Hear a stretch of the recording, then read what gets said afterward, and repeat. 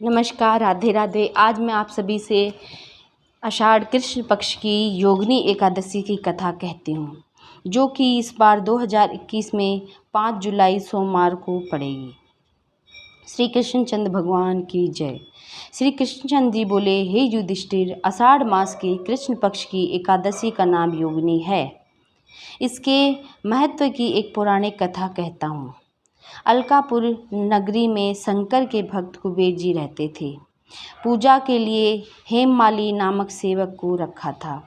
हेममाली पुष्प लाया करता था। उसकी स्त्री अति सुंदर थी। उसका नाम विशालाक्षी था। हेममाली एक दिन मानसरोवर से पुष्प तोड़कर घर आया। पत्नी की छवि देखकर वह कामातुर हो गया और पूजा के पुष्प भूल गया। कुबेर भंडारी रास्ता देखते रहे और माली के घर में कोक शास्त्र की कीड़ा होने लगी।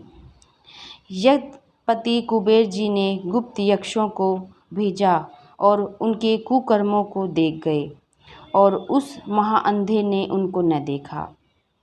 कुबेर जी ने माली को बुलाकर कहा, अरे महापापी, तूने मेरे पूज्य शिवजी का तिरस्कार किया है। इस वजह से मैं तुम्हें श्राप देता हूँ कि तू स्त्री वियोग से दुखी होगा और मृत्युलोक में जाकर कोढ़ी होगा। कुबेर के श्राप से वह माली पृथ्वी पर गिराया गया। स्त्री का वियोग हो गया, कोढ़ी बनकर कष्ट भोगने लगा। शरीर से तो दुर्गंध आती थी, परंतु उसका अंतर उसका दर्पण के समान शुद्ध था, क्योंकि वह शंकर का भक्त था। शंकर की भक्ति के प्रभाव से उसे पिछले जन्म की स्मृति थी। प्रायश्चित करने के लिए वह हरिद्वार में आया। गंगा जी का स्नान किया, परंतु मक्खियों ने पीछा न छोड़ा। भिन भिन करती रही। अंत में पतित पावनी देवभूमि उत्तराखंड को चला गया।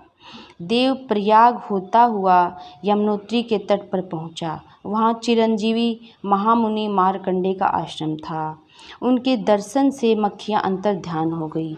हेममाली उनके चरणों में गिर गया और अपने अपराध की कथा सुनाकर मुक्ति का उपाय पूछने लगा। मार्कंडे मुनि बोले, आप आषाढ़ मास के कृष्ण पक्ष की एकादशी का व्रत विधि सहित करो, समस्त पापों का नाश हो जाएगा। अंततः हेममाली ने मुनिश्री की शिक्षा से योगिनी एकादशी का व्रत किया। उसके प्रभाव से अपने दिव्य स्वरूप को प्राप्त किया और स्वर्ग को चला गया।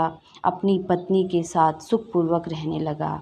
जो फल 8000 ऋषियों को भोजन कराने से मिलता है, वह इस महत्व को श्रद्धापूर्वक सुनने से मिलता है। जो कोई भक्त श्रद्धापूर्वक व्रत करेगा, स्मरण करेगा और कथा सुनेगा, उसकी सब मनोकामना पूर्ण होगी। श्री कृष्णचंद्र भगवान की जय। इस दिन मिश्री का सागार लेना चाहिए।